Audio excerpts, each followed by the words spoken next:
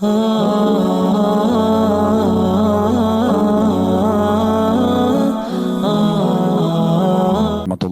wabarakatuh.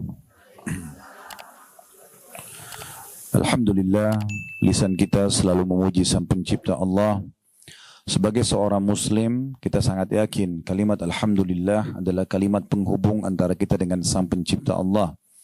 Allah telah menjadikan kalimat Alhamdulillah sebagai kalimat syukur, berterima kasih kepadanya atas segala nikmat yang dilimpahkan, kesehatan, kekuatan, kesempatan, rezeki yang melimpah yang tidak bisa dihitung lagi, sebagaimana Allah sebutkan, wa in ta'uddu ni'matallahi la tuhsuha. Kalau kalian ingin coba-coba menghitung nikmat Allah, maka kalian tidak akan mampu menghitungnya. Dan dengan kalimat Alhamdulillah ini sudah cukup mewakili agar semua nikmat yang sedang kita nikmati akan dipertahankan ataupun ditambah. Oleh karena itu, jadilah orang yang selalu mengucapkan Alhamdulillah. Selanjutnya kita panjatkan salam hormat kita kepada utusan Allah, Nabi besar Muhammad sallallahu alaihi wa ala alihi wa sahbihi wasallam. Seseorang yang telah menghabiskan 23 tahun dari masa hidupnya, 13 tahun fase Mekah semuanya dengan gangguan, hinaan, cacian, puncaknya diusir dari kampung halamannya Mekah, dan 10 tahun fase Madinah semuanya dengan penyempurnaan syariat, hukum-hukum Allah, sampai akhirnya beliau meninggal dunia di awal tahun 11 Hijriah setelah menyampaikan semua amanah hukum agama ini. Dan kita diperintahkan mengucapkan salam hormat ini dan dijadikan ibadah oleh Allah subhanahu wa ta'ala. Baik Bapak Ibu sekalian, karena momentum kita Ramadan, maka kita akan membahas seputar Ramadan. Dan tentu bahasannya tentang Ramadan ini sangat banyak sekali. Tapi kesempatan ini kita akan bahas tentang Ramadan dan manajemen waktu. Kita kembali dulu Bapak Ibu sekalian ke dasar sekali tujuan kita ada di muka bumi ini. Kalau ingin melihat dan membuka, bisa buka surah Az-Zariyat, surah nomor 51 ayat 56. Ini pondasi awal dan dasar sekali. Kalau Bapak Ibu tanya diri sendiri, kenapa saya ada di muka bumi ini? Untuk apa saya ada di sini? Apa tujuannya, visi misinya? Ya. Surah Az-Zariyat, surah nomor 51, ayat 56. Bunyinya saya bacakan. A'udzubillahi minasyaitonirrajim. Wa ma khalaqtul jinna wal insa illa liya'budun. Al-ayah. Kata Allah, aku tidak menciptakan jin dan manusia seluruhnya. Laki-lakinya, perempuannya, kayahnya, miskinnya, sehatnya, sakitnya. Dari suku manapun, dari belahan muka bumi ini, dimanapun, semua aku ciptakan jin dan manusia untuk beribadah kepadaku. Jadi memang ini tujuan dasar kita ada. Jadi kalau ada yang tanya, Ustaz, apakah saya diciptakan di muka bumi ini untuk sholat? Jawabannya iya. Untuk puasa, iya. Untuk zikir, baca Quran, bakti sama orang tua, jenguk orang sakit, berdoa, bersedekah, haji dan umrah, jawabannya iya. Dan tidak ada tujuan lain. Tujuan kita memang itu, untuk beribadah kepada Allah. Jadi selain daripada ini, tinggal dilihat apakah dia mubah atau haram. Kalau dia mubah seperti makan, minum, tidur, ya, mandi, maka boleh saja melengkapkan tujuan kita hidup. Tapi kalau haram, maka nggak boleh sama sekali. Jadi memang tujuan kita hidup bukan untuk minum khamr misalnya, mengganggu orang, gunjing, fitnah, memukul, mencuri, membunuh. Itu memang bukan tujuan kita. Orang kalau menjalankan agama ini, Bapak Ibu sekalian, pastikan dia akan menjadi orang yang sangat baik. Karena agama ini isinya semua kebaikan ya. Disuruh jujur, amanah, tanggung jawab, bakti sama orang tua, jenguk orang sakit, membantu orang susah, semuanya baik-baik. Yang buruk-buruk, bohong, membunuh, mengganggu orang, segala macam dilarang. Jadi orang kalau mengikuti tujuan hidup dia fahami, oh ternyata saya ada di muka bumi ini untuk mengabdi kepada Tuhan yang satu Allah. Dan isi daripada pengabdian itu, ibadah itu semuanya kebaikan. Dan yang dilarang semuanya keburukan, maka akan sempurna hidupnya. Akan bahagia. Orang-orang beriman, Bapak Ibu sekalian, itu hidupnya senang sekali. Karena agama ini bukan siksaan bagi mereka. Tapi agama ini adalah sebuah panduan hidup. Kalau bahasa saya supaya mudah difahami, agama ini seperti bodyguard kita. Jadi Bapak Ibu mau makan, mau minum, mau bergaul, mau bekerja, agama akan bilang, ini boleh, ini nggak boleh. Jadi agama itu manfaatnya besar sekali. Orang kalau tidak punya agama tidak terarah. Dia nggak tahu mana yang boleh, mana yang tidak boleh. Sebagaimana juga agama memandu kita kepada satu Tuhan saja. Apapun yang Bapak Ibu bisa lihat di langit sana, misalnya pergantian siang malam, turunnya hujan, burung-burung yang berterbangan, bintang-bintang yang jumlahnya miliaran, tidak terhitung lagi dan jaraknya sekian jauh dari bumi kita ini, yang tidak terjangkau oleh mata kita, mungkin ada ciptaan Allah di sana kita belum tahu. Di bumi juga yang terjangkau oleh mata kita, manusia dengan berbagai macam paras wajah, warna kulit, postur tubuh, suku dan bahasa. Kemudian hewan-hewan dari semut yang kecil sampai gajah yang besar. Dengan tentu ciri khasnya masing-masing hewan tersebut. Sistem pencernaannya, sistem pertahanan tubuhnya, dan populasinya segala macam. Yang unik-unik gitu kan. Kemudian tumbuh-tumbuhan dari rumput kecil sampai pohon beringin yang besar. Buah-buahan dengan beragam macam cita rasa, bentuknya, aromanya dan segala macam. Begitu juga dengan di kedalaman yang tidak terjangkau juga dengan mata dari muka bumi, seperti misalnya perasaan-perasaan kita. Kita rasa suka, rasa benci, ya, lapar, haus, rasa tapi nggak nampak. Kemudian juga yang di dalam lautan, semua yang terjangkau atau tidak terjangkau oleh mata kita kembali kepada satu pencipta. Itulah yang selalu kita ucapkan, la ilaha illallah, la ma'buda bihaqqin illallah. Tidak ada Tuhan, pencipta, pemilik, penguasa apapun yang ada di langit dan di bumi ini kecuali Allah. Nah, ini semua teman-teman sekalian pondasi dasar. Agama Islam mengajarkan kita siapa Tuhan kita, apa yang diperintahkan dan yang dilarang, sehingga kita punya panduan hidup, dan akhirnya kita mendapatkan kebahagiaan dunia dan kebahagiaan akhirat. Coba seandainya Bapak Ibu sekalian, terutama ibu-ibu karena mayoritas yang hadir ibu-ibu tentunya, coba seandainya kalau kita menjadi orang yang soleha, kalau bahasa lainnya kan, bahasa agama itu adalah orang yang patuh kepada Allah, ahli ibadah. Bahasa kita mudah difahami soleha, laki-laki soleh. Kalau kita menjadi seorang sosok soleh atau soleha, nggak boleh makan, nggak boleh minum, nggak boleh bekerja, nggak boleh mengejar titel akademik, nggak bisa mengejar, nggak bisa bekerja untuk mengumpulkan harta. Mungkin sulit jadi orang beriman. Ini enggak. Jadi orang beriman boleh makan semuanya. Tapi ada yang dilarang. Yang dilarang ini sedikit sekali, hanya bentuk ujian. Contoh misal, Allah larang, nggak boleh makan babi. Allah ciptakan babi, itu ini babi ya. Ini bahasa Indonesianya namanya babi, bahasa Arabnya ini khinzir, bahasa Inggrisnya ini, bahasa Cinanya ini semua. Ini saya haramkan jangan dimakan ya, sebagai bentuk ujian.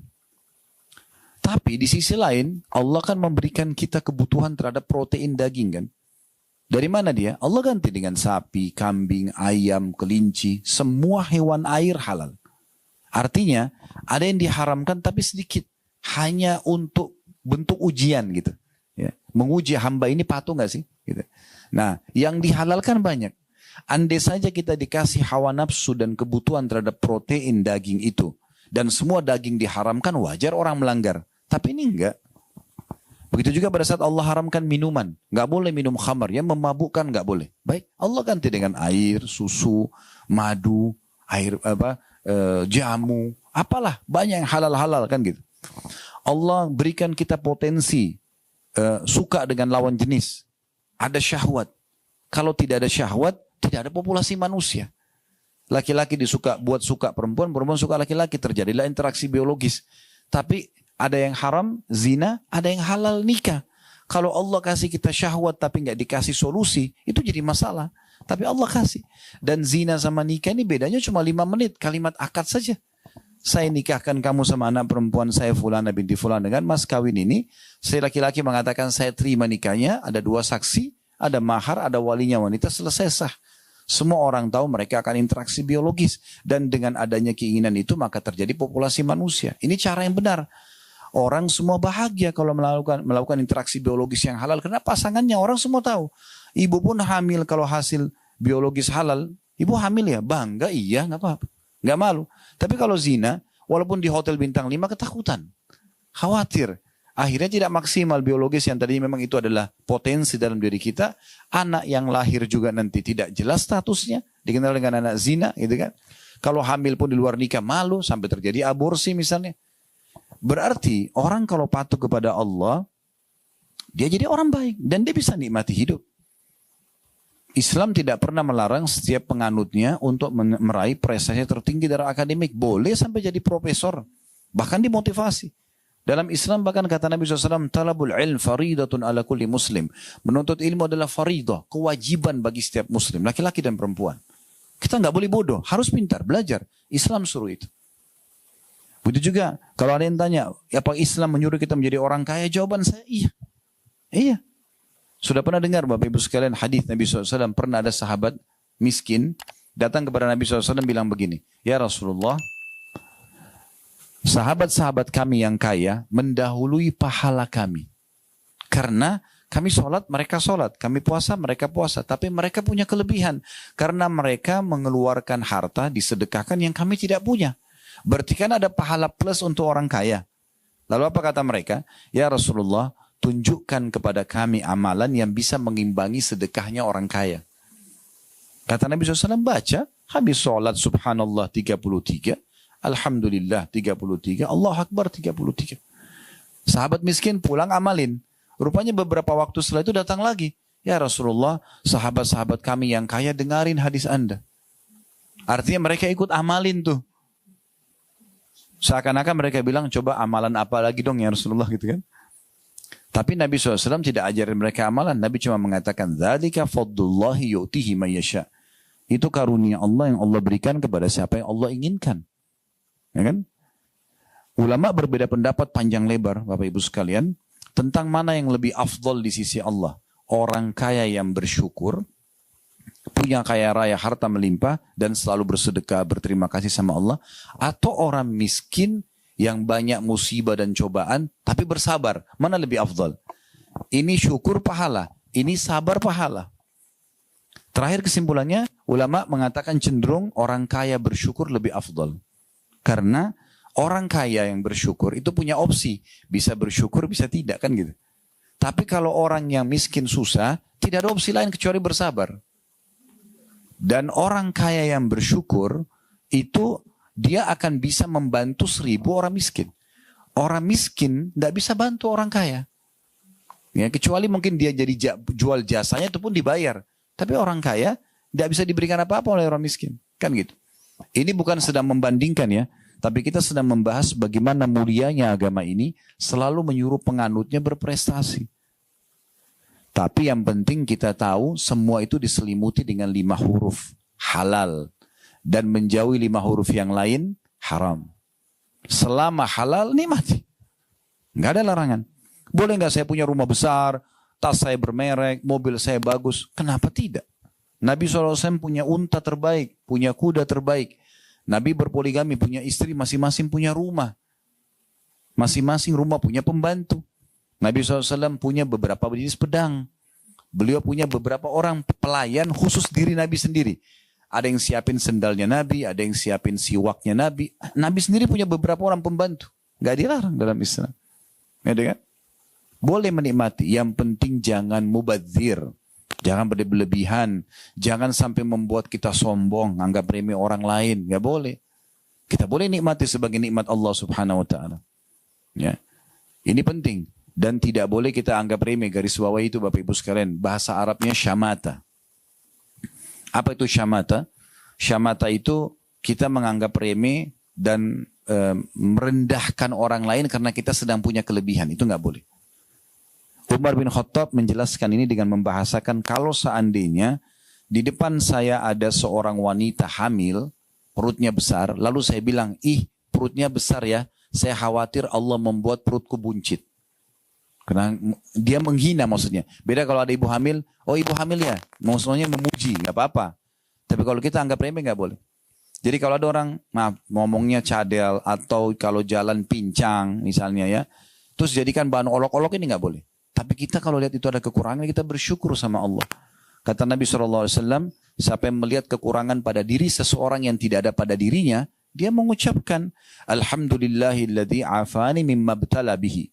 Segala puji bagi Allah yang telah ya, menyelamatkan aku dari apa yang diujikan kepada orang ini. Karena kita nggak pincang seperti dia, kita nggak cadel seperti dia gitu ya. Wa faddalani ala katsirin mimma khalaqa tafdila, dan telah memberikan kepadaku kelebihan yang sangat banyak. Jadi itu ya. Berarti Islam tidak pernah melarang para penganutnya untuk berprestasi. Yang penting jangan berlebihan. Bapak Ibu boleh menikmati dunia selama halal, dan tambah satu poin juga, kebutuhan.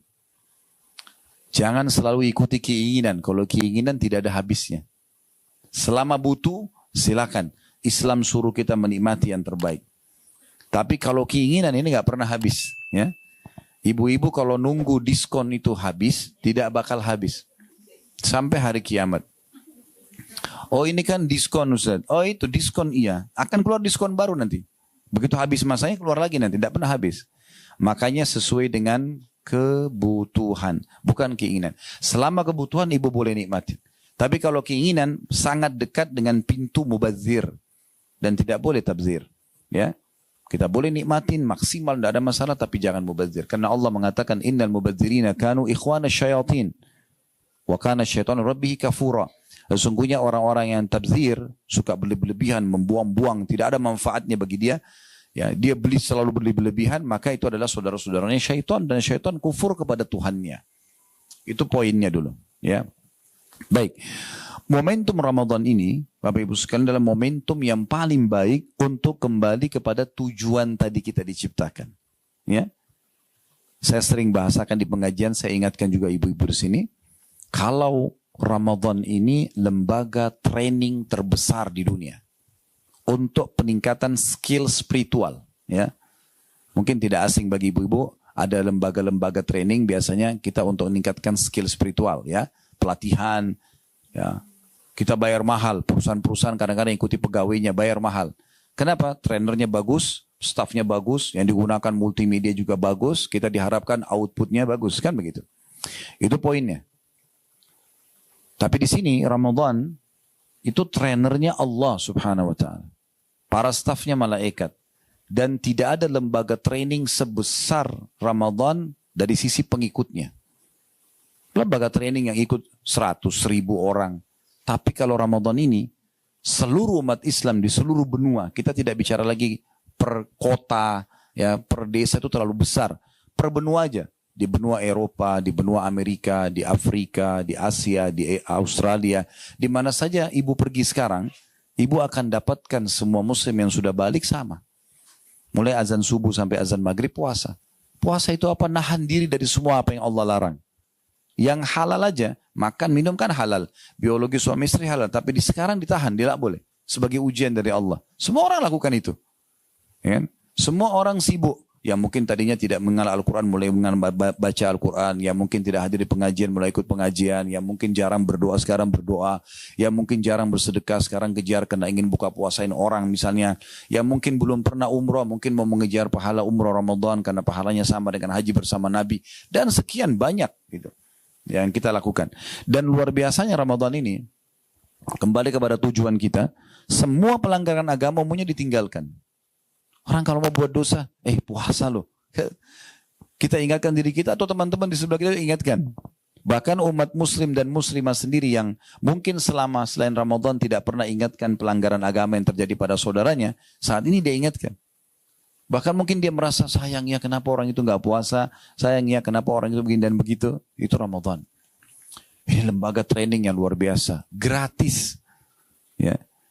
Makanya Nabi SAW setiap tiba Ramadan, ya, Bapak Ibu sekalian, menyebutkan hadis beliau yang masyhur, Atakum syahrul Ramadan, syahrun mubarak. Telah datang kepada kalian bulan Ramadan, bulan yang penuh dengan keberkahan. Makna berkah cukup. Sedikit kita buka puasa sebentar, baru berapa butir kurma, mungkin beberapa potong kue, segelas air, segelas sirup misalnya, atau teh hangat, sudah cukup rasanya. Ya. Sahur juga begitu. Asal orang tidak niat balas dendam, mabuk. Ini karena saya puasa dari subuh sampai maghrib, sebentar saya harus makan 3 piring. Ya susah. Jadi trainingnya nggak bermanfaat bagi dia. Ya. Tapi kalau orang ikuti benar-benar sunnah Nabi SAW, kata Nabi apa? Sebaik-baik makanan seorang muslim pada saat buka puasa, riwayat lain pada saat sahur adalah kurma. Kok kurma?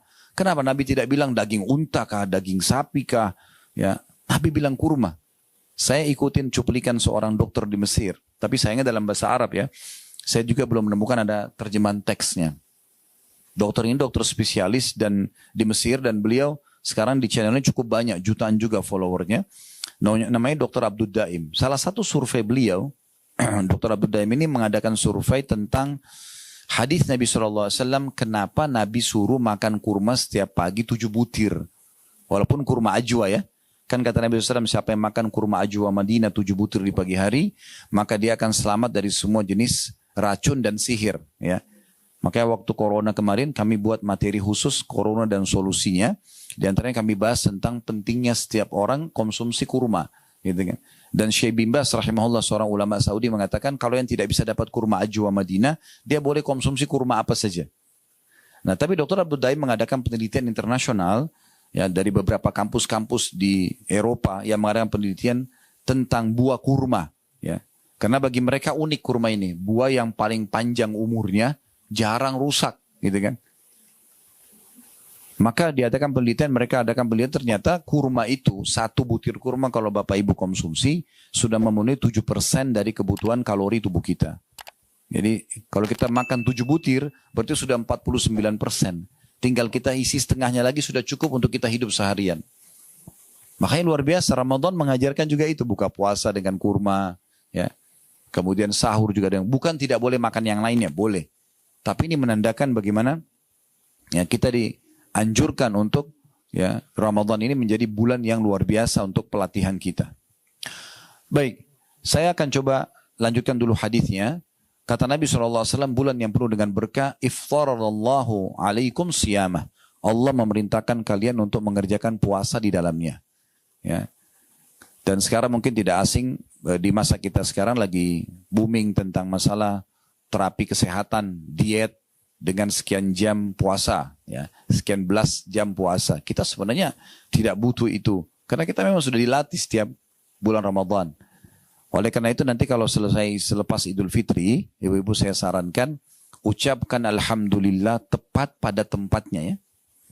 Kenapa saya bilang begini? Karena banyak orang muslim begitu lebaran Alhamdulillah, tapi Alhamdulillahnya salah tempat. Alhamdulillah tanda kutip lepas dari penjara ibadah. Alhamdulillah tidak lagi puasa, Alhamdulillah tidak lagi sholat, Alhamdulillah tidak lagi zikir, tidak perlu lagi begini dan begitu. Bahkan Alhamdulillah sudah bisa buat dosa. Iya kan? Berhenti pacaran di Ramadan, setelah Ramadan buat dosa kembali. Tidak apa-apa. Kan aneh itu. Berarti 1 bulan dia latihan ini sayang benar. Coba Bu bayangkan ya. Sayang nggak kira-kira? Kita 1 bulan ini, kalau kita 30 hari, tiap hari puasa. Setelah itu ibu nggak pernah puasa. Kan eman benar ya. Perut kita sudah terbiasa, tenggorokan sudah terbiasa. Kalau ibu mulai puasa ini dengan beban, aduh puasa 1 bulan, kayaknya sulit. Jadi sulit. Tapi kalau kita nikmati aja, walaupun kita tidak sahur, cuma sempat minum segelas air, bisa kok. Niat. Innamal a'malu binniyat. Niat itu sugesti. Kalau kita niatnya memang tahan, sampai buka puasa pun tidak ada masalah. Saya coba lakukan di Ramadan dan sudah berapa tahun saya jalankan Bapak Ibu sekalian, makan cuma sekali. Buka puasa dengan kurma dan air putih, sholat maghrib. Pulang kalau butuh makan. Kalau tidak habis terawih, makan. Sahur cuma minum air putih, makan mungkin kurma berapa butir, selesai. Dan Alhamdulillah, aman-aman saja gitu. Kalau orang niatnya, wow saya kayaknya kalau nggak makan 20 piring ini lapar. Ya udah gitu sugestinya soalnya. Saya kalau nggak minum banyak nanti jam 11 saya haus. Karena dia patok jam 11 benar hausnya. Kan begitu niatnya. Tergantung niatnya. Innamal a'malu binniyat kata Nabi SAW. Semua sesuai dengan niatnya. Bukan cuma dalam ibadah. Dalam realita kehidupan kita juga seperti itu. Ya. Lalu kata Nabi SAW. Jadi jangan jadikan puasa ini beban ya. Jadi kan ini adalah sebuah ya training. Ini puasa Bu adalah training kesehatan yang luar biasa. Luar biasa. Kalau kita hitung 12 bulan dalam 1 tahun, 11 bulan ibu bebas makan dan minum apa saja. Ya kan? Oke ada puasa sunnah, betul. Tapi kan sunnah pilihan. Boleh puasa, boleh enggak kan? Sekarang anggap ada orang muslim dan muslimah tidak puasa selama 11 bulan. Nah 11 bulan itu, makan, minum semuanya, yang pedas, yang asin, yang manis, semuanya dicampur. Ini kalau badan kita robot nih, mesin rusak. Ya. Ya. Bahkan kadang-kadang kita di Indonesia, Masya Allah sudah malam pun masih nasi goreng, masih ya, yang berat-berat. Nah kan, tapi itu halal saja kan gitu. Cuma masalahnya, kalau badan kita ini mesin kan butuh servis. Seperti mobil butuh servis. Ramadan ini servisnya, 1 bulan ini.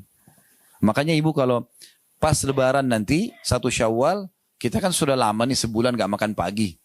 Silaturahim keluarga makan. Baru makan sedikit ketupot sudah kenyang. Kenapa? Ususnya sudah bagus. Jangan dirusak lagi. Nah, udah bagus itu. Makanya kita mudah kenyang. Ibaratnya kalau mobil itu sudah diservis. Gas sedikit udah kencang mobilnya. Remnya juga bagus. Nah, itu Ramadan begitu. Jadi ini bukan penyiksaan. Lalu kata Nabi SAW, fihi tuftahu abwabul jannah. Di Ramadan itu khusus dibuka pintu-pintu surga. Maksudnya dibuka pendaftaran. Jadi seperti iklan gini bu. Mulai 1 Ramadan sampai 30 Ramadan, siapa yang masuk surga silahkan. Nah gitu. Sekarang kalau ada satu kantor, buka lowongan kerja. 1 Maret sampai 31 Maret misalnya. Orang yang datang melamar di tanggal ini, jauh lebih besar persentase penerimaan. Daripada dia melamar setelah itu kan. Karena ini kan lagi dibuka pendaftaran dan seperti itu. Setelah Ramadan bisa kita kejar amalan-amalan masuk ke dalam surga. Tapi Ramadan ini peluangnya karena satu dunia semuanya orang buat amalan surga. Semuanya puasa, semuanya sholat, semuanya mayoritasnya lah ya. Ada mungkin 1-2 yang melanggar. Ya. Oleh karena itu surga dibuka. Dan juga kata Nabi, wa fihi tughlaqu abwabul jahim. Di Ramadan ini ditutup semua pintu neraka. Nggak ada lagi orang yang masuk neraka. Dalam riwayat lain, sesungguhnya di Ramadan Allah memiliki hamba-hamba yang dihapus namanya dari neraka. Dan itu terjadi di setiap malam. Jadi ibu bisa mohon kepada Allah, ya Allah selamatkan diriku dan keluargaku ya dari api neraka. Itu Ramadan ada penghapusan. Jadi tidak ada nama kita di neraka. Gitu. Itu di Ramadan. Wa tughallu fihi syayatin, dan di bulan Ramadan diikat semua setan-setan yang biasa sesatin kita, suka bisikin supaya buat dosa, supaya gosip, supaya melanggar agama, itu lagi dibelenggu. Ibu tahu dibelenggu ya, lehernya diikat, tangannya dua-dua diikat, kakinya diikat. Jadi kalau kita ibaratkan ini supaya mudah difahami, kalau kita mau lomba lari ya di garis start, tapi rival kita itu dibelenggu, kakinya diikat, tangannya diikat, kita biar jalan santai tetap menang kan? Nah begitu tuh Ramadan tuh. Jangan nanti setelah Idul Fitri, jarak ibu sama syaitan sudah 1 bulan. Ya. Tapi begitu Idul Fitri tunggu di situ. Tunggu syaitannya datang lagi. Ya. Tinggalkan semua ibadah, mulai buat dosa, syaitannya kejar. Dikuasain lagi. Sekarang kesempatan. Ya. Jadi ini luar biasa bulan Ramadan ini. Lalu kata Nabi SAW, fi lailatun khairu min alfi syahr. Di bulan Ramadan itu ada malam lebih baik daripada 1000 bulan. Kita sudah tahu Lailatul Qadar. Tapi kan Ustaz itu kan di akhir bulan. Benar. Kalau dari awal bulan ibu tidak berusaha, akhir bulan nggak dapat. Semua orang bisa lewatin malam ganjil, tapi belum tentu semua dapat taufik ya dari Allah untuk bisa mengerjakan ibadah di saat itu. Kecuali ibu dari garis startnya sudah melakukan itu. Masuk akal nggak bu? Kita lomba lari, dari awal kita santai-santai jalan semua sudah lari. Nanti garis terakhir baru kita mau kencang. Nggak bisa. Nggak mungkin bisa kita kejar orang. Sudah jauh dia. Kan gitu. Nah seperti itu. Jadi harus dari awal kita berbuat kebaikan. Nah Lailatul Qadar di malam-malam ganjil ini kata Allah lebih baik daripada 1000 bulan. Atau 83 tahun plus 3 bulan sekian. Artinya kalau ibu baca subhanallah pas Lailatul Qadar, ibu dapat pahala subhanallah sama dengan 1000 bulan mengucapkannya. Atau 83 tahun plus 3 bulan sekian. Ibu sedekah sama, ibu sholat sama, semuanya sama. Maka ini pelipat gandaan pahala yang luar biasa. Ingat, dapat Lailatul Qadar justru orang yang paling ikhlas dan memulai dari garis start awal. Sama dengan ibu kalau fahami hadis, siapa yang akhir kalimatnya la ilaha illallah masuk surga. Kalau ada orang bilang, udahlah kalau gitu nanti kalau saya sudah mau mati, baru saya bilang la ilaha illallah. Iya kalau keburu. Ya. Kata ulama, orang yang Allah kasih ucapkan akhirnya la ilaha illallah ini orang yang dari awal hidupnya sudah ngejar itu. Dia udah berusaha. Nah, itu Allah kasih pada saat mau mati. Kalau enggak dikasih. Orang enak benar setelah ucapkan itu langsung masuk surga. Nah ini berarti orang yang betul-betul memahami dan mengamalkan kalimat itu. Gitu.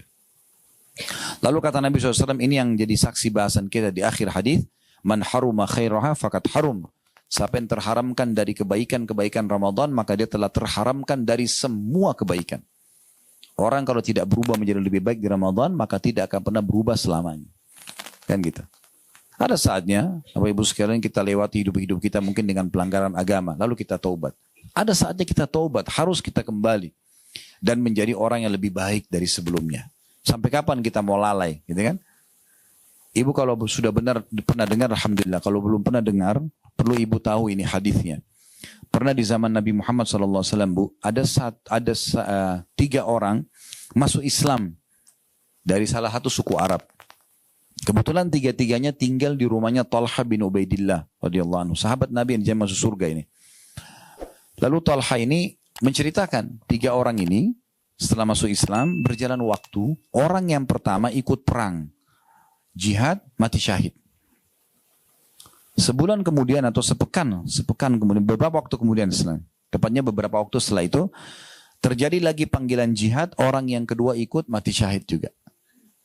Berjalan waktu lagi, ternyata orang yang ketiga mati, tapi bukan mati di medan perang, mati biasa di ranjang, datang ajalnya meninggal. Tapi uniknya Talha bin Ubaidillah mimpi, ya ini dalam hadis sahih, mimpi Allah perlihatkan dia orang yang paling depan di surga, yang paling bagus fasilitasnya justru orang yang mati terakhir. Lalu di belakangnya orang yang mati yang kedua, lalu orang yang mati syahid pertama itu yang paling belakang. Dia bingung, kok bisa? Dalam pikirannya Talha ini harusnya orang yang mati syahid pertama yang paling tinggi derajatnya. Karena lebih dulu meninggal di jalan Allah gitu. Maka dia kena penasaran, subuh-subuh habis sholat tanya kepada Nabi, ya Rasulullah, ini gimana ceritanya? Saya mimpi begini nih. Kata Nabi SAW, kenapa kau hairan, hai Talha? Bagaimana kau bisa melalaikan sholatnya orang yang mati terakhir, yang selisih berapa hari itu dengan orang yang mati lebih dulu? Artinya, ibu kalau umur misalnya 60 tahun, 70 tahun, ada orang yang sama dengan ibu umur 70 tahun, tapi dia sudah meninggal seminggu yang lalu, ibu masih Allah kasih umur, ibu masih punya kesempatan mengalahkan derajat dia di surga karena berapa hari itu. Jadi jangan sia-siakan kesempatan itu. Sebenarnya, karena penyesalan selalu ada terakhir. Pernah Nabi Muhammad SAW, Bu, lewat di satu kuburan, beberapa kuburan, tapi beliau berhenti di dekat satu kuburan. Lalu memberhentikan, lalu sahabat semua pada berhenti. Lalu Nabi SAW tunjuk kuburan itu sambil berkata, demi zat yang jiwaku dalam genggaman yang maksud demi Allah, sungguh pemilik kuburan ini ya, lebih mencintai 2 rakaat yang sempat kalian lakukan. Sunnah pun ya, 2 rakaat daripada dunia dan seluruh isinya. Apa maksudnya? Kalau orang mati ini sekarang dihidupkan, lalu disuruh pilih. Mana yang kau pilih? Apakah ke restoran favorit? Apakah kumpul keluarga? Apakah bisnis, meeting misalnya? Apakah ini dan itu? Atau sholat 2 rakaat? Dia akan pilih sholat 2 rakaat. Karena dia sudah tahu yang dia perlukan itu. Jadi kalau Allah masih kasih kesempatan, jangan sia-siakan. Sebagian ulama mengatakan, andai saja orang mati dihidupkan kembali, dan disuruh pilih 1 hari saja. 1 hari dia hidup lagi, kemudian dia mati. Dia akan pilih 1 hari itu di Ramadan. Nah, ibu, maaf, Allah masih sampaikan Ramadan. Berapa banyak orang yang sekarang di Ramadan ini masih sama kita Ramadan lalu, sekarang sudah tidak ada. Jangan sia-siakan itu. Ya, mumpung ada kesempatan. Sekarang kita masuk ke inti judul kita. Kan saya tadi kasih judul Ramadan dan manajemen waktu ya. Kita sudah jelasin dasar sekali pondasinya kenapa kita diciptakan memang untuk mengabdi dan ibadah kepada Allah. Kita sudah jelaskan juga poin selanjutnya. Ternyata ibadah taat kepada Allah itu indah sekali. Karena kita bisa nikmati apa saja yang penting halal gitu kan. Dan ada yang haram tapi sedikit misalnya. Kita juga sudah jelaskan bagaimana sebenarnya Ramadan ini adalah momentum yang sangat tepat ya untuk orang kembali kepada tujuan utama dia diciptakan. Sehingga dia berubah menjadi orang yang baik. Bahasa kita lebih soleh dan lebih solehah. Sehingga nanti kalaupun dia punya dosa sudah bisa dimaafkan dengan taubat. Kalau dia punya amal soleh tinggal ditambah ya secara kuantitas dan kualitasnya. Gitu ya. Sekarang kita bicara tentang masalah manajemen waktu. Bapak Ibu sekalian, betul-betul waktu ini mahal sekali ya. Mahal sekali. Mungkin kita sudah hafal semua. Saya sengaja pilih surah ini karena surah ini surah yang dihafal oleh semua muslim. Surah Al-Asr. Ya. A'udzubillahi minasyaitonirrajim. Bismillahirrahmanirrahim. Ya. Wal asri innal insana lafi khusr illa alladziina amanu wa 'amilus shalihati wa tawasaw bil haqqi wa tawasaw bis sabr. Coba kita lihat 3 ayat ini ya. Wal 'asr, ini artinya demi waktu kalian, kata Allah. Allah bersumpah. Maksudnya demi waktu kalian di dunia. Selama di dunia, demi waktu kalian. Terjemahannya adalah, atau tafsirnya, maksimalkan. Jangan sampai luput. Ya. Innal insana lafi khusr, karena semasa hidup waktu-waktu di dunia banyak manusia yang rugi. Rugi mereka karena waktu mereka terbuang-buang begitu saja. Omong kosong, gosipin orang, dosa, tidak ada manfaatnya. Gak ada, dia rugi gitu. Lalu Allah mengatakan illal ladzina amanu wa 'amilus shalihat, kecuali orang yang beriman dan beramal saleh, karena mereka isi dari ibadah ke ibadah, dari ibadah ke ibadah gitu kan. Habis sedekah, sedekah apa lagi? Habis zikir, zikir apa lagi? Habis baca Quran, Quran apa lagi? Habis sholat, sholat apa lagi? Jadi selalu dari ibadah ke ibadah. Itu orang-orang beriman. Dan itu yang tidak rugi waktunya. Lalu Allah bilang, watawasaw bil haqqi, saling mewasiatkan kebenaran ini, saling mengingatkan, watawasaw bis sabr, dan saling mewasiatkan untuk sabar. Memang sabar Bu ya. Jadi sabar itu ada 3 hal ya. Sabar dalam mengerjakan ketaatan, untuk duduk di majelis ilmu begini butuh sabar. Puasa, tahan lapar haus butuh sabar. Sholat tarawih butuh sabar. Baca Quran butuh sabar. Zikir, umroh, haji butuh sabar. Yang kedua, sabar dalam meninggalkan dosa. Kita semua pasti punya peluang buat dosa. Siapa di antara kita tidak punya peluang berzina, berbohong, menipu, mengambil hak orang? Semua punya peluang. Tapi di saat ada peluang itu, kita sabar. Oh enggak, ini Allah haramkan. Agama enggak bolehkan, kita tinggalkan. Itu sabar, butuh kesabaran. Yang ketiga, sabar terhadap ujian harian. Sakit, gangguan orang, segala macam, itu biasa terjadi. Semua orang pasti akan melalui itu. Siapa di sini, ibu-ibu sekalian, yang tidak pernah digunjing oleh orang lain? Ada? Coba angkat tangan, saya kasih mikrofon cerita pengalamannya. Oh, saya seumur hidup nggak pernah digosipin orang. Ada? Ada orang di sini nggak pernah difitnah oleh orang lain? Ada? Atau ada orang tidak pernah sakit gigi, sakit kepala, keseleo? Ya? Ada? Ya, ada orang nggak di sini? Semua orang yang utang sama dia bayar, ada? Coba bilang mana? Kita cerita pengalamannya karena ini unik ini kalau. Tapi ada saja orang yang tidak bayar kan? Terus kita jengkel. Semua orang alami itu. Itulah ujiannya. Semua orang melalui masalah-masalah itu. Nah, butuh kesabaran. Karena kalau tidak ada ujian, tidak ada pahala sabar. Kan gitu. Sebagaimana juga kalau tidak ada nikmat, tidak ada pahala syukur kan begitu. Nah, itu poin yang harus digarisbawahi. Baik. Nah, di sini dari ayat ini, dari surah Al-Asr ini, kita hubungkan dengan Ramadan. Ramadan ini mengajarkan kita untuk bagaimana betul-betul memanage waktu kita dengan benar.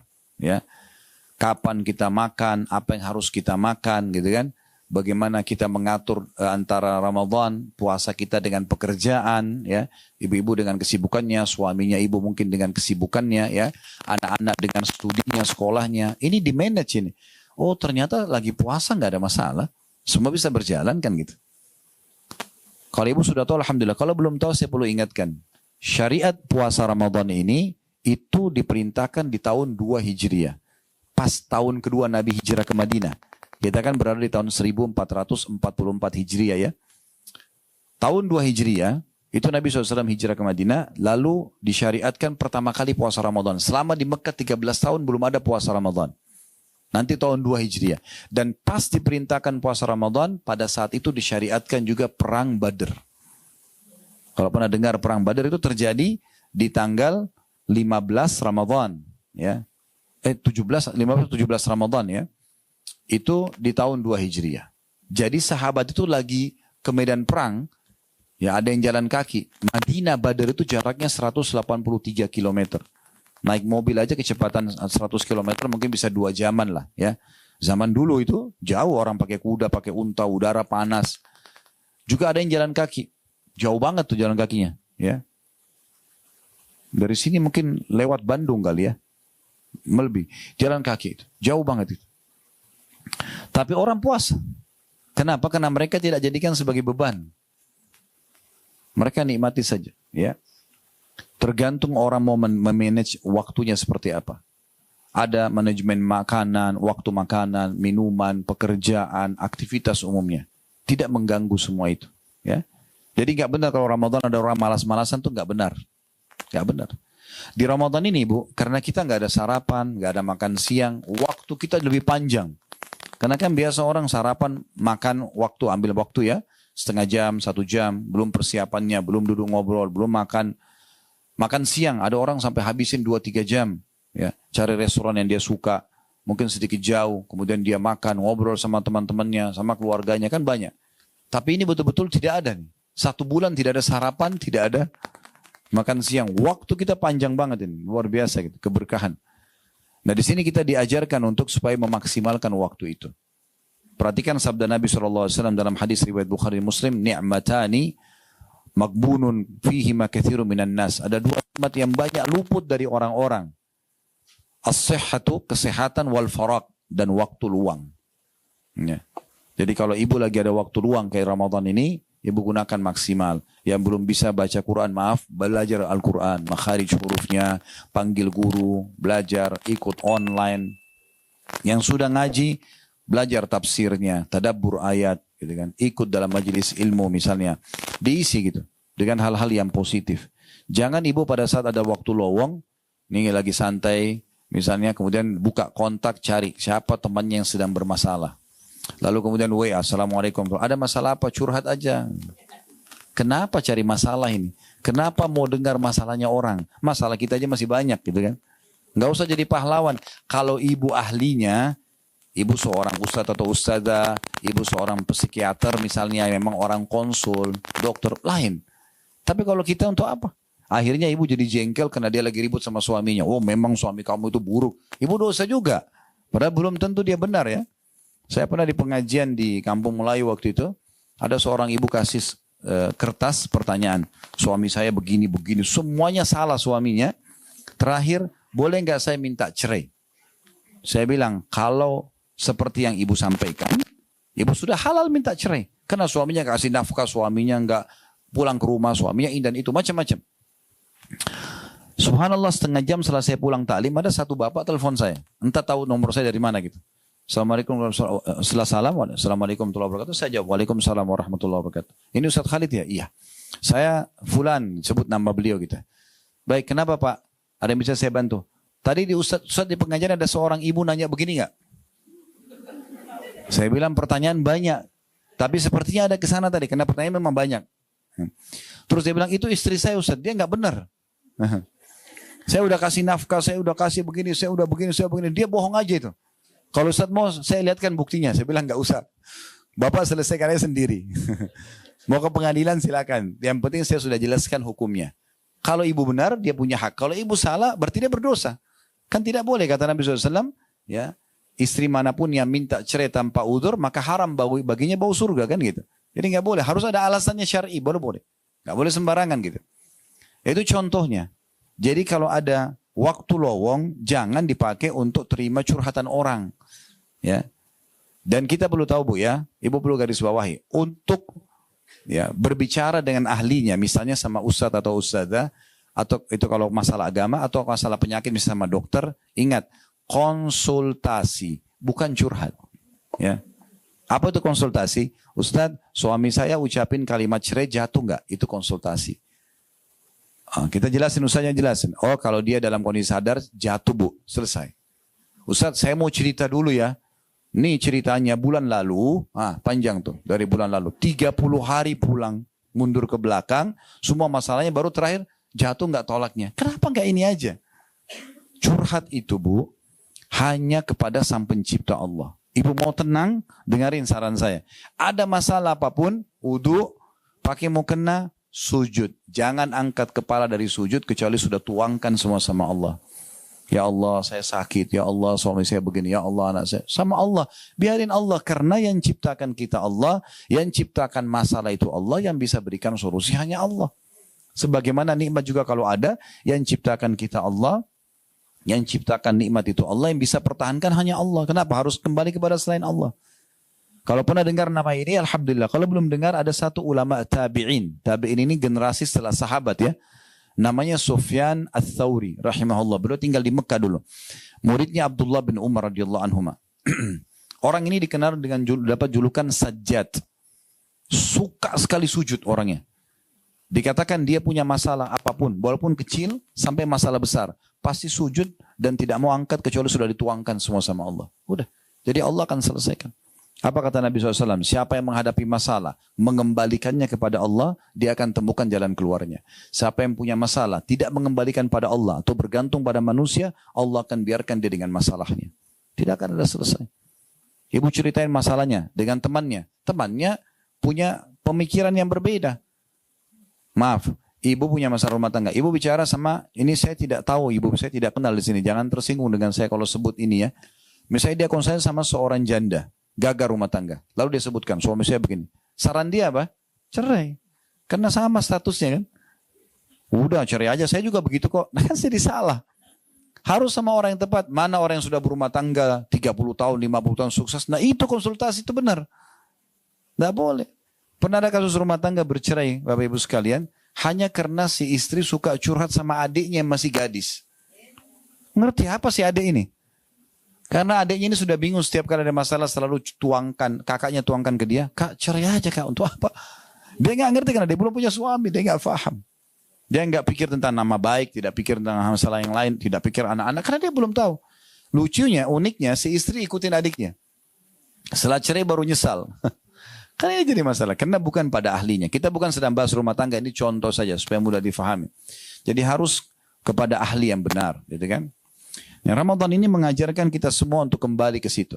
Karena banyak hukum-hukum agama yang kita tidak paham. Kita kembali kepada ahlinya. Ya, konsultasi kepada ahlinya. Ada masalah yang ibu tidak tahu, ibu tanyakan hukumnya. Dengarkan ceramah-ceramah hampir semua radio, TV ya di Ramadan ini ya. Media-media, YouTube, Instagram, ceramah tentang Ramadan. Termasuk kita bahas hari ini juga tentang masalah Ramadan. Semua itu untuk memberikan edukasi yang tepat tentang masalah Ramadan itu. Baik, waktu ini Bapak Ibu sekalian kalau Anda tidak maksimalkan dengan kebaikan, itu berbahaya sekali. Karena waktu nggak bisa terulang. Nggak bisa terulang. Misal contoh, anggap ada orang tadi subuh dia nggak sholat. Misal, ini contoh saja ya. Tadi subuh dia tidak sholat. Misal, karena dianggap itu sholat tidak penting bagi dia misal. Terus siang hari atau sore begini ikut pengajian. Oh ternyata kita harus sholat ya. Kalau enggak nanti saya dihukum sama Allah karena sholat kan wajib. Misal, kita kan bukan bahas sholatnya, tapi misalnya ustadznya bahas tentang sholat. Baru dia tersentuh secara keimanan. Sekarang saya mau sholat. Baik, pertanyaannya, bisakah dia setelah itu sholat subuh? Udah nggak bisa, karena sudah lewat waktunya. Ya kan? Luput dari dia itu. Dia baru mau sholat asar, berarti dia sholat asar sekarang. Karena tadi subuh sama duhur ditinggalkan secara sengaja. Kalau ibu tinggalkan punya uzur, ibu ketiduran, ibu lupa, boleh ibu sholat. Tapi kalau ibu sengaja nggak mau sholat, lalu ibu sekarang lewat waktunya baru ibu mau sholat, nggak bisa. Karena sudah sengaja ibu tinggalkan. Kan gitu. Peluang amal soleh ibu nggak bisa terulang. Setiap datang kesempatannya, raih secepat mungkin. Saya pernah punya pengalaman, beberapa pengalaman, tapi ini diantaranya. Yang saya terus terang sampai hari ini dan insya Allah mungkin sampai saya meninggal, saya akan coba jadikan pelajaran gitu. Bagaimana orang harus maksimal dan sesegera mungkin eksekusi ibadah itu. Ya, kalau ada penawaran ibadah jangan diskusi sama syaitan. Syaitan bisikin nggak usah, eksekusi langsung. Kesempatan itu belum tentu terulang lagi. Dan selalu jadikan prinsip, kalau saya Bu ya, prinsip saya adalah saya kalau ada peluang ibadah, saya jadikan itu prinsip ibadah terakhir saya. Anggap setelah ini meninggal. Karena banyak orang begitu. Pas dia selesai sedekah dia meninggal. Atau pas dia lagi habis buat dosa dia meninggal. Kan bisa saja begitu. Maka harus hati-hati. Pernah satu waktu saya keluar dari salah satu pengajian di Jakarta Selatan. Pas keluar azan duhur. Saya ingin ke masjid. Subhanallah pas saya keluar ada satu ibu. Kelihatan memang orang susah. Pakaiannya segala gendong anak. Dia ulurkan tangan minta uang gitu. Saya sudah niat memang mau memberikan. Tapi waktu itu saya berkecamuk antara kasih ini atau saya sholat dulu. Saya juga takut kehilangan takbiratul ihram pertama imam karena punya kedudukan ya. Saf awal sholat bagi laki-laki kan itu punya keutamaan semua ya. Karena kata Nabi SAW, siapa yang, kalau manusia mengetahui apa yang Allah janjikan di azan dan saf pertama, maka mereka akan mendatangi keduanya walaupun merangkak. Karena pahalanya besar sekali. Saya bilang sama ibu itu, Bu, insya Allah nanti selepas sholat ya. Dengan tenang saya jalan. Saya berpikir waktu itu, oh sudahlah. Saya habis sholat tetap saya akan kasih kok. Subhanallah habis sholat ba'diyah dzhur saya pulang kembali ke pengajian itu ada mau ambil mobil di parkiran, saya lihat kiri kanan ibu itu nggak ada. Tiba-tiba saya ada rasa menyesal. Kenapa tadi saya nggak bantu ya? Terus saya naik mobil keliling 3 kali Bu, saya putar situ. 3 kali saya mutar tidak ketemu ibu itu. Lalu saya subhanallah jadikan bahan introspeksi sendiri. Saya bilang, subhanallah apa susahnya Khalid tadi, korek kantong keluarin uang selesai. Tapi begitulah setan kadang-kadang bisikin kita, menunda, ya kalau dia tidak bisa buat kita berbuat maksiat minimal menunda-nunda amal soleh kan. Sebenarnya kita tidak sadar. Tapi subhanallah, ibu itu sudah sulit saya temui. Mungkin saya tidak akan temui sampai kapanpun. Karena memang orangnya tidak tahu di mana. Berarti peluang yang harus dicatat di buku amal kita. Pada hari itu Khalid bisa sedekah kepada fulana, hilang. Kan gitu. Nah ini luput. Nah itu masalahnya. Kalau ibadah itu tidak bisa kita ulangi kesempatannya. Tidak bisa diulangi. Pengalaman yang lain, saya pernah kedatangan tamu di rumah. Waktu itu duduk, duhur kebetulan jam 12 lewat. Karena ada waktu di mana duhur itu mundur ya. Saya tidak sempat ikuti waktu pada saat itu. Kalau sekarang saya sudah selalu ikutin jam supaya lebih tepat. Maka waktu itu saya tidak ikut. Saya cuma andarin azan dekat rumah. Oh azan kita ke masjid. Lalu ngobrol sama seorang ikhwah, seorang laki-laki datang. Ngobrol-ngobrol. Sudah jam 12 lewat 10 gak kedengaran azan. Kok bisa nih? Terus saya bilang sama dia, ayo kita ke masjid yuk. Naik motor sama-sama boncengan. Pas tiba di masjid subhanallah. Imamnya lagi sujud rakaat pertama. Ternyata mikrofon masjid rusak. Jadi nggak kedengaran. Ini kalau kita andalin mikrofon masjid kan jadi masalah juga. Rusak dia nggak nyala. Terus saya sambil masuk masjid sambil saya berpikir, subhanallah. Saya bahkan tidak bisa bilang sama imam, imam kembali dong ke rakaat pertama sebab saya mau dapat takbiratul ihram. Nggak bisa. Sampai hari kiamat, sholat duhur itu, di hari itu saya masbuk 1 rakaat. Dan tidak bisa diperbaikin selamanya. Itu bahayanya kalau luput kesempatan-kesempatan ibadah. Jadi harus hati-hati sekali. Hati-hati sekali. Ibnu Mas'ud berkata, sahabat Nabi tentang waktu ini, ma nadimtu ala syai'in nadmi ala yawmin gharabat syamsuhu naqasa fihi ajali walam yuzid fihi amali. Artinya, tidak pernah kusesali selain keadaan ketika matahari terbenam. Tidak pernah penyesalanku memuncak seperti memuncaknya pada saat matahari terbenam, ajalku makin dekat, sementara amalku tidak bertambah. Sementara amalku tidak bertambah. Dalam satu kisah yang lain, ada seorang salafus saleh, dia lewat di satu pinggir jalan, Bu. Ada anak-anak muda lagi duduk, ngobrol-ngobrol kosong gitu. Nggak jelas arahnya kemana. Sambil dia lewat, sambil dia bilang sama murid-muridnya, kalau seandainya waktu anak-anak muda ini bisa dijual, saya beli untuk saya pakai hal yang bermanfaat. Mereka tidak tahu itu. Mereka buang-buang saja sia-sia begitu. Ya. Sebagai penutup perkataan Hasan Basri, min alamati iradillahi anil abd, salah satu tanda Allah itu menjauh dari seorang hamba, an yaj'al syughlahu fima la ya'nihi khudlanan minallahi azza wajalla. Salah satu bentuk Allah menjauhkan dia dari seorang hamba karena dia suka buat dosa adalah Allah menjadikannya sibuk dalam hal sia-sia sebagai tanda Allah menelantarkannya. Jadi kalau ibu misalnya, maaf saya bahasakan ini, kalau ibu misalnya azan, terus kuping kita ini kayak dengar azan itu. Terdengarin mikrofon masjid, hayya ala sholah, lagi di jalan kah, lagi di rumah kah, Allah sedang sampaikan peringatannya. Ingat Bu, Allah nggak akan turunkan tangan dari langit, ayo sholat, nggak. Allah berikan kita pendengaran, Allah berikan kita penglihatan, Allah berikan kita hati. Allah turunkan Al-Quran untuk dibaca, tinggal kita mau. Allah bilang, faman sya'a falyu'min wa man sya'a falyakfur. Yang mau beriman silakan, mau beramal soleh silakan, yang mau kufur silakan. Allah tidak pernah larang. Tapi ingat Bu ya, nanti orang hari kiamat masuk ke neraka, dia masuk neraka dalam kondisi mengakui keadilan Allah. Karena Allah tidak pernah suruh dia berzina, tidak pernah suruh dia berbohong. Allah larang, sudah turun dalam kitab. Dan Allah juga tidak turunkan malaikat, ayo kamu nggak boleh ini, nggak boleh dipaksa, nggak dipaksa. Cuma sudah turun peringatan. Maka orang yang cerdas adalah orang yang selalu engah dengan masalah ini.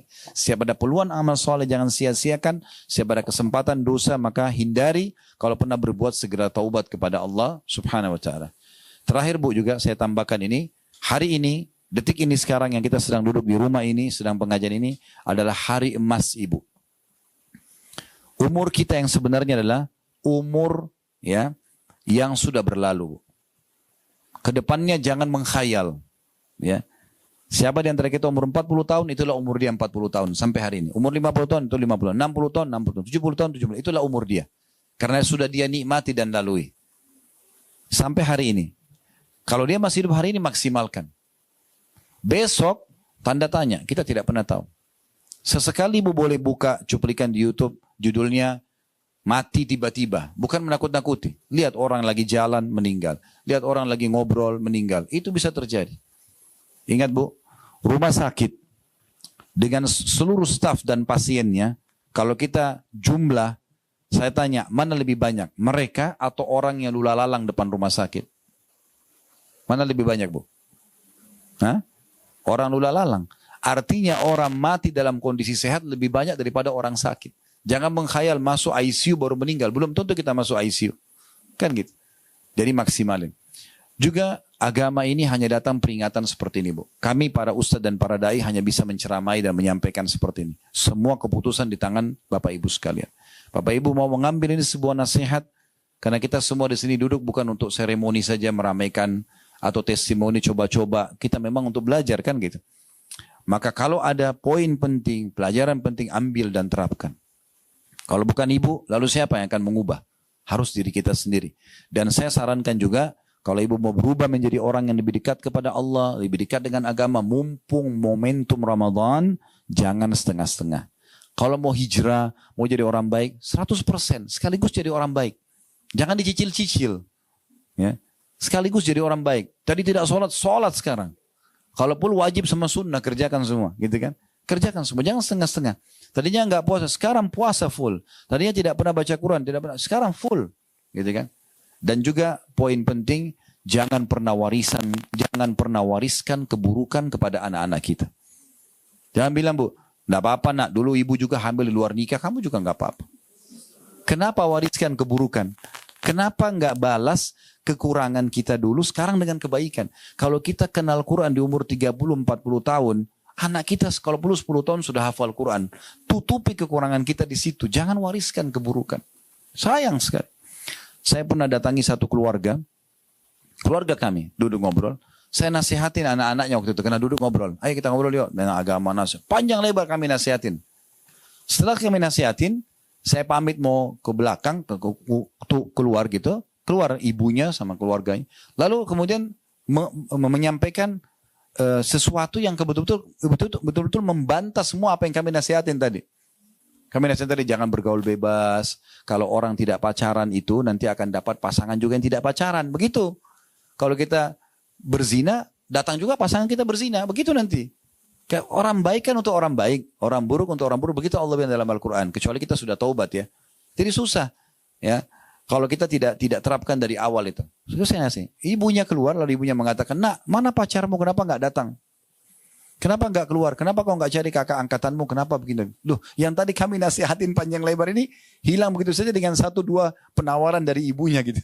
Ini kenapa mewariskan keburukan? Kenapa nggak kebaikan?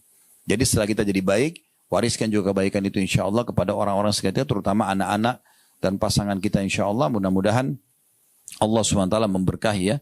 Dan jangan lupa juga di Ramadan doa mustajab, apapun yang ibu inginkan, sampaikan. Ini menjelang juga buka puasa, waktu-waktu yang diterima sama Allah, semua hajat-hajat kita sampaikan. Ingat bu, memohon kepada Allah Subhanahu Wa Taala agar nikmat dipertahankan jauh lebih afdal daripada musibah sudah datang baru kita minta solusi ya. Jadi ibu lagi sehat nih sekarang, ibu lagi banyak harta melimpah. Ibu bilang ya Allah berkahi, ya Allah tambahkan. Itu lebih afdal daripada ibu sakit baru ibu bilang sembuhin saya ya Allah.